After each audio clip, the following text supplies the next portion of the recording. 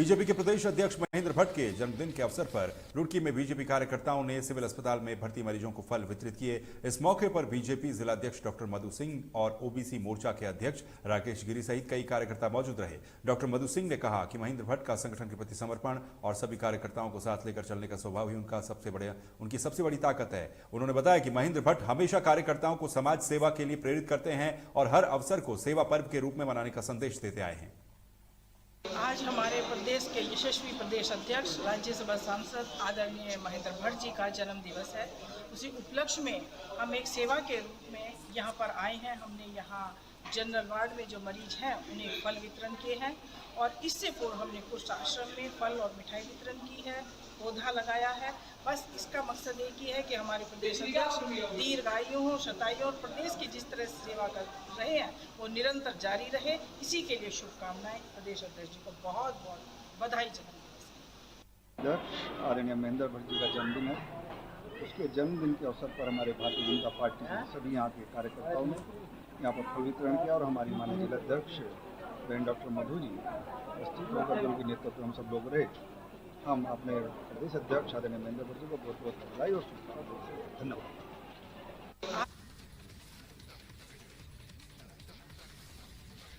हरियाणा के पूर्व कैबिनेट मंत्री करतार सिंह भड़ाना ने मंगलौर विधानसभा के गांव घोसीपुरा और मुंडलाना पहुंचने पर उनका जोरदार स्वागत किया गया, जहां उन्होंने जनसभा को संबोधित कर उनका आभार व्यक्त किया। पूर्व कैबिनेट मंत्री ने गांव में विकास कार्यों के लिए घोसीपुरा गांव को 5 लाख और मुंडलाना गांव को 15 लाख रुपए देने की घोषणा की। उन्होंने कहा कि चुनाव हारने के बावजूद उन्हें लोगों का अमूल्य प्यार मिला। पूर्व मंत्री ने उम्मीद जताई कि 2027 के चुनाव में मंगलौर विधानसभा के लोग उन्हें भारी मतों से जिताकर अपना विधायक बनाएंगे और सभी धर्मों को उन्होंने साथ में लेकर के चलने की बात भी कही। आशीर्वाद, मेरे हम उम्रों का प्यार, साथ और बच्चों के लिए दुआ मालिक से करता हूँ बुलंदियाँ दे और जीवन में दुख ना दे।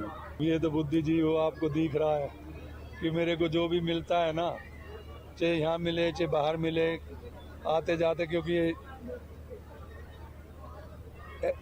मैया पे यहाँ पे उद्धार होता है।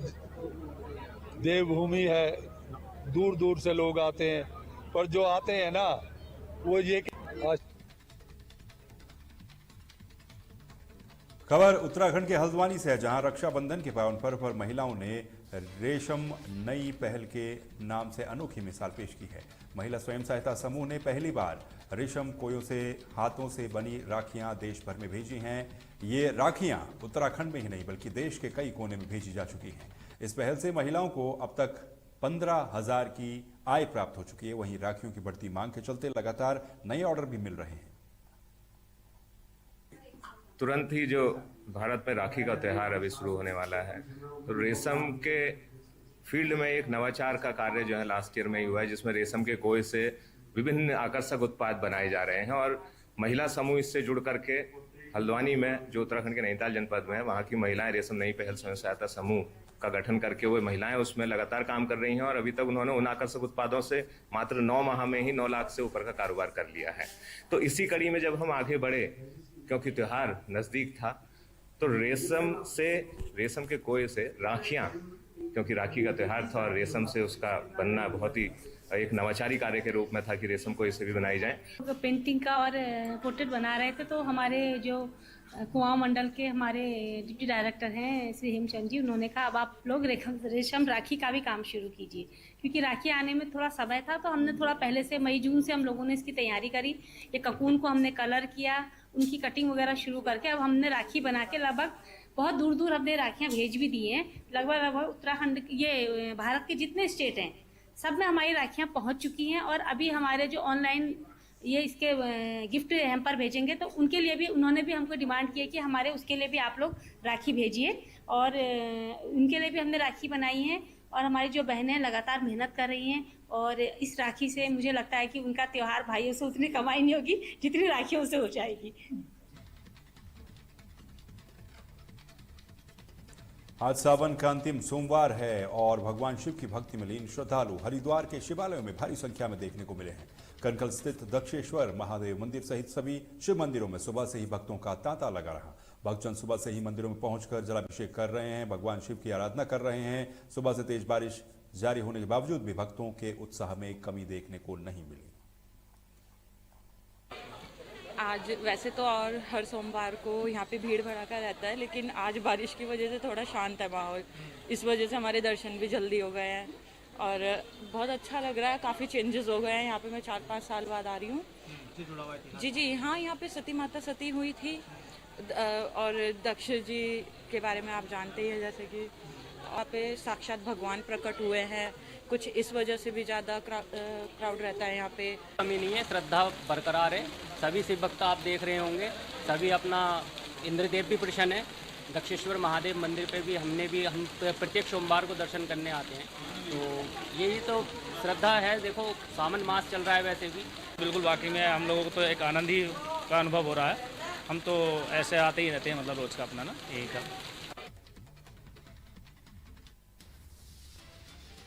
उत्तराखंड के बाजपुर में भारी बारिश से एक बार फिर बाढ़ आ गई है, जिससे नैनीताल रोड जलमग्न और जनजीवन अस्त व्यस्त हो गया है। धामी सरकार के बाढ़ नियंत्रण के दावे खोखले साबित होते हुए नजर आ रहे हैं। इसके साथ ही मुख्यमंत्री के करीबी बताने वाले नेता भी इस बाढ़ का समाधान नहीं कर पाए हैं। एसडीएम और एडीएम ने बाढ़ प्रभावित क्षेत्रों का दौरा किया, लेकिन स्थिति का समाधान न मिलने से लेकर लोगों में आक्रोश नजर आ रहा है। लेवड़ा नदी के उफान से कई इलाकों में पानी घुस गया है, जिससे लोग परेशान हैं और पर्यटकों के लिए खतरा भी बना हुआ है। पता चला कि क्षेत्र में बाढ़ की स्थिति उत्पन्न हुई। तत्काल सभी विभागों को एक्टिवेट कर दिया गया था और वर्तमान में भी बाढ़ का पानी उतरने लगा है। लगभग 200 परिवार के करीब 200-250 परिवार के करीब उससे प्रभावित हुए हैं। पूर्ति विभाग को बोलकर तत्काल खाने की व्यवस्था कराई जा रही है। बना हुआ जो खाना है वो वितरित किया जाएगा संबंधित क्षेत्रों में। इसके अतिरिक्त हमारे द्वारा फूड पैकेट्स भी बनवाए जा रहे हैं कच्चे सामान के, जो कि प्रभावित परिवारों को उपलब्ध कराए जाएंगे। नहीं आने उससे समस्या उत्पन्न होने की संभावनाएं रहती थी, जैसा पूर्व वर्षों में हुआ था। उसी को ध्यान रखते हुए लेवड़ा नदी की बड़े पैमाने पर सफाई और बंदे को मजबूत करने का काम पूर्व में से ही किया जा रहा था, जिसका बड़े पैमाने पर लाभ भी मिला कि इस बार बाजपुर बाजार में पानी नहीं भरा है अभी तक। लेकिन बेरिया पुल और उसके नीचे का जो क्षेत्र था, इंदिरा नगर का क्षेत्र, वहां पर पानी घुसा है। वहां पर मैंने देखा, वहां जाकर मैंने गली मोहल्लों में भी गया हूँ, घरों में भी गया हूँ। निश्चित तौर पे लगभग 1 फीट से लेकर के 3 फीट तक पानी मुझे दिखाई पड़ा है। वहां पर घुटने के ऊपर पानी चल रहा था। घरों में भी पानी घुसा है, उनके सामान में नुकसान हुए, उन सबका सर्वे हम करा रहे हैं। उनको तत्काल हम भोजन की व्यवस्था भी करा रहे हैं, फूड पैकेट व्यवस्था भी करा रहे हैं, राहत सामग्री जो वितरण की जानी वो भी कराएंगे। मानसून की लगातार बारिश, खासकर ऊपरी पहाड़ी क्षेत्रों में हो रही बारिश के कारण धर्मनगरी हरिद्वार में गंगा का जलस्तर लगातार बढ़ता जा रहा है। वर्तमान में गंगा का जलस्तर 292.90 मीटर पर है, जो कि वार्निंग लेवल 293 मीटर के काफी करीब है। खतरे का निशान 294 मीटर पर है। सिंचाई विभाग के एसडीओ भारत भूषण शर्मा ने बताया कि अभी जलस्तर वार्निंग लेवल से नीचे है और घबराने जैसी कोई बात नहीं है। उन्होंने आश्वस्त करते हुए कहा कि यदि जलस्तर बढ़ता है तो विभाग ने सभी आवश्यक तैयारियां पूरी कर ली हैं। गंगा का जलस्तर वर्तमान में अभी जो है लेटेस्ट रिपोर्ट है 1 बजे की हमारे पास, उसमें 292.90 मीटर है। हमारा चेतावनी का स्तर 293 मीटर है और खतरे का निशान 294 मीटर पर है। तो अभी खतरे के निशान से 1 मीटर से अधिक नीचे है। और अभी जो डिस्चार्ज पास हो रहा है वो हमारा 1,42,450 क्यूसेक डिस्चार्ज पास हो रहा है। देखिए, मानसून का सीजन है और ब्रह्मनगरी हरिद्वार में लगातार बारिश जारी है। आप देखिए, पहाड़ों के अंदर भी कई जिले ऐसे हैं जहाँ पर बारिश लगातार जारी है और इससे जो गंगा का जल स्तर बढ़ गया है। मैं कहूँगा कैमरामैन से दिखाई, क्योंकि इस समय हम बैराज में हैं यहाँ पर हरिद्वार में।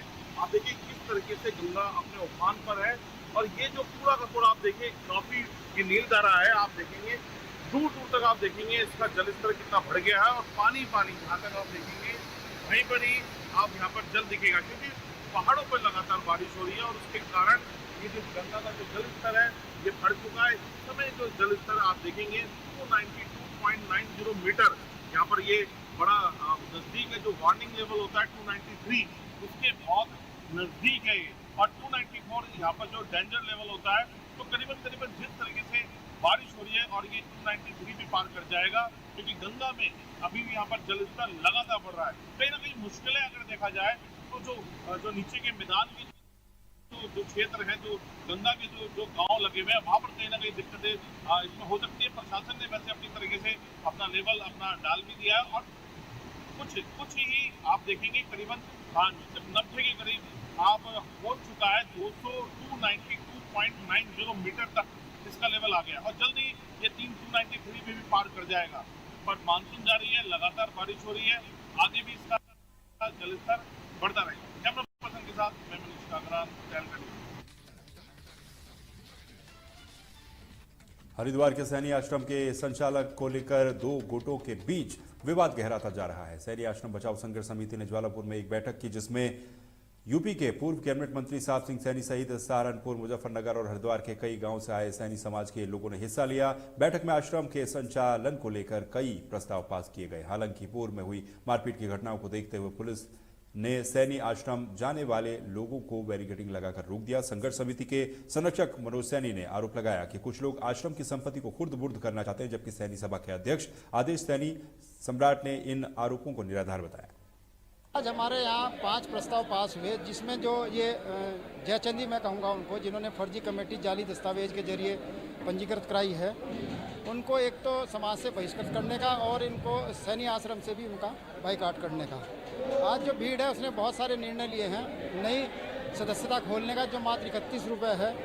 दूसरा, एक 21 सदस्य संचालक मंडल जो सैनी आश्रम को अभी संचालित करेगी जब तक चुनाव नहीं होते, और लोकतांत्रिक तरीके से उसमें चुनाव किए जाएंगे।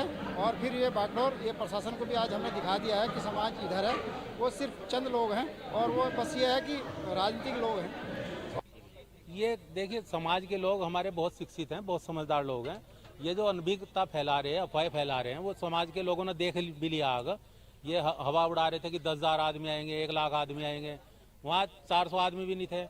और समाज के लोग देखने आए, हम मानते हैं, सुनने आए उनकी बात। जिस तरह की अफवाहें उन्होंने फैलाई है कि आश्रम बेच लिया, कब्जा कर लिया, वो कर लिया, ये तो आप लोग देख रहे हैं। आश्रम पर तो कोई कब्जा नहीं है, आश्रम तो ठीक है। संघर्ष समिति की बात कर रहे हैं, संघर्ष समिति का जरूरत क्या है? संघर्ष किसके लिए कर रहे हैं? यहाँ जब हमारे समाज के लोग चुनाव लड़ते हैं उस समय आओ ना, संघर्ष करो, महापंचायत लाओ, इस तरह इकट्ठे होकर 7 दोस्त का विधायक बनाओ, सांसद बनाओ। हाँ, प्रशासन ने पिछली बार देखा था कि इन्होंने 6 तारीख में जो यहाँ पे ये गैर समाज के लोग लेकर आए थे, भीम आर्मी, किसान यूनियन के लोग, उन्होंने यहाँ पर हुड़दंग किया था, मारपीट की थी, तोड़फोड़ की, इसलिए प्रशासन ने इसमें संज्ञान लिया है। बार देखिए, माहौल जो है बिल्कुल शांत है। ये सैनिक जो सभा के 2 पक्ष है, उनमें से एक पक्ष की आज यहाँ पे आम सभा थी, जिसको लेके लोग यहाँ पे एकत्रित हुए हैं। और पुलिस व्यवस्था जो है वो सारी ड्यूटियाँ यहाँ पे लगाई गई है और माहौल अभी शांत है। नहीं, ऐसे कोई गहमा गहमी की टकराव की कोई स्थिति नहीं बनी है। पुलिस बल जो है आश्रम के पास में, और जो यहाँ पे बैंकेट हॉल जहाँ आम सभा हो रही है वहाँ लगाया गया है, आर्यनगर चौक पे लगाया गया, सभी इंपॉर्टेंट पॉइंट जो है वहाँ पे बल लगाया गया और ऐसी कोई स्थिति नहीं है। उनके द्वारा, खुद के द्वारा ही जो है निर्णय लेके दूसरी जगह जो है बैंकेट हॉल के अंदर अभी आम सभा करेगी। पतंजलि योगपीठ के महामंत्री आचार्य बालकृष्ण ने अपना जन्मदिन हरिद्वार स्थित पतंजलि में जड़ी बूटी दिवस के रूप में मनाया। ये दिवस प्रतिवर्ष आचार्य बालकृष्ण के जन्मदिन के अवसर पर मनाया जाता है। इस खास मौके पर लोगों ने उनको शुभकामनाएं भी दी। वहीं इस दौरान आचार्य बालकृष्ण द्वारा लिखी गई कई महत्वपूर्ण पुस्तिकाओं का विमोचन भी किया गया। आज के जड़ी बूटी दिवस की संपूर्ण देशवासियों को हार्दिक शुभकामनाएं हैं।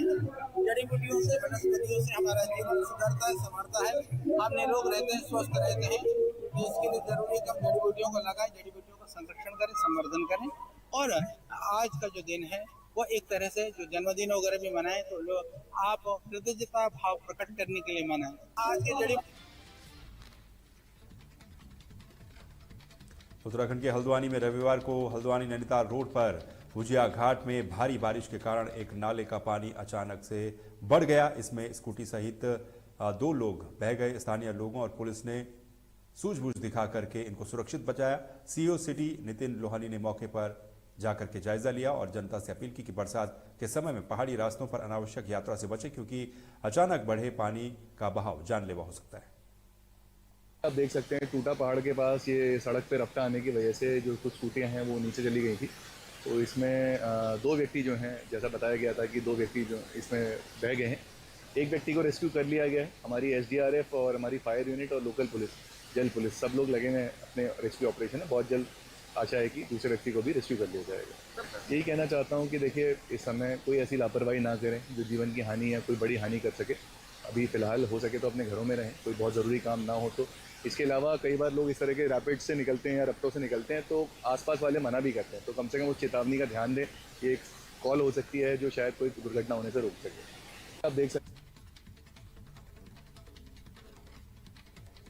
पंचायत चुनाव में लगी आदर्श आचार संहिता के हटते ही सितारगंज क्षेत्र के गोठा गांव में अंधाधुंध फायरिंग की घटना सामने आई। बीती रात हुई बरसात के बाद ग्रामीणों पर अंधाधुंध फायरिंग की गई। फायरिंग में 6 लोग घायल हुए हैं। घायलों को सितारगंज उप जिला चिकित्सालय लाया गया, जहां पर ग्रामीणों का इलाज जारी है। इस घटना के बाद ग्रामीणों में डैम ठेकेदार के खिलाफ भारी आक्रोश देखने को मिल रहा है। तो ये मामला सामने आया हल्द्वानी सितारगंज से, जहां पर अंधाधुंध फायरिंग में 6 लोगों के घायल होने की खबर है। ये पूरा मामला पंचायत चुनाव के बाद का है, जब आचार संहिता समाप्त होती है तो उसके बाद गांव में फायरिंग देखने को मिली।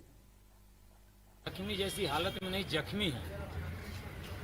जैसा कि आप लोगों को मालूम है कि बरसात के महीने में जुलाई अगस्त 2 महीने डाम के ठेके समाप्त हो जाते हैं। जो हमारे सिंचाई विभाग से जो डाम के ठेके होते हैं मछली पकड़ने के लिए, तो उस समय ये मुक्त हो जाते हैं पूरी तरह से, क्योंकि अंडे में मछलियाँ होती हैं और बरसात का पानी बहुत ज़्यादा ओवरफ्लो होता है और सदियों से चला आ रहा है। जब ओवरफ्लो पानी होता है मछलियाँ खेतों में आ जाती हैं और लोग उसको पकड़ते हैं, ग्रामीण लोग। हर डाम में ऐसा चलता है। लेकिन इतिहास में जब से हम भी जब से जन्म लिए इस गोठा में, जब से होश संभाला है, तमाम लोगों के ठेके रहे। ठाकुर प्रेम प्रकाश सिंह के ठेके रहे, उनसे दबंग तो कोई इस क्षेत्र में पैदा हुआ नहीं। ले रामपुर वालों के ठेके रहे, तमाम लोगों के रहे, लेकिन वो 2 महीने नहीं बोलते थे। अब कौन लोग इतने बड़े गुंडे बदमाश आ गए हैं कि जब आज कल से बरसात हो रही थी और पानी का ओवरफ्लो हुआ है, तो ग्रामीण लोग अपने खेतों में मच्छरदानी से छोटी छोटी मछलियाँ खाने के लिए पकड़ रहे थे, तो कुछ गुंडे बदमाश आए, तथा कथित कि हम डाम के ठेकेदार हैं, उनके आदमी हैं, और उन लोगों ने गांव वालों को गाली दिया और सीधे उनके ऊपर फायर किया। 6 लोग जिनके नाम है Azad son of Sitaram, Ajay Kumar son of Darshanand, Roshan Singh son of Khajan Singh, Brajesh, Rajesh और संजय, ये लोग अस्पताल के इमरजेंसी में बुलेट फ्रेगमेंट्स की इंजरी है इनको लगभग, और एब्रेजन मार्क्स हैं बॉडी में, और किसी को भी कोई खतरा नहीं है, सब खतरे से बाहर हैं और इनका इलाज किया जा चुका है। बाकी रेडियोलॉजिकल ओपिनियन के लिए इनको हम हायर सेंटर रेफर करेंगे। ये बनकैया क्षेत्र के रहने वाले हैं सभी। उसमें इनके ऊपर किसी के द्वारा जो भी हमला किया गया, लेकिन हमले में कोई भी किसी को भी जान माल की क्षति नहीं हुई। खबर उत्तराखंड के इस बुलेटिन में फिलहाल के लिए बस इतना ही। बाकी खबरों के लिए आप बने रहिए तहलका डिजिटल के साथ। नमस्कार।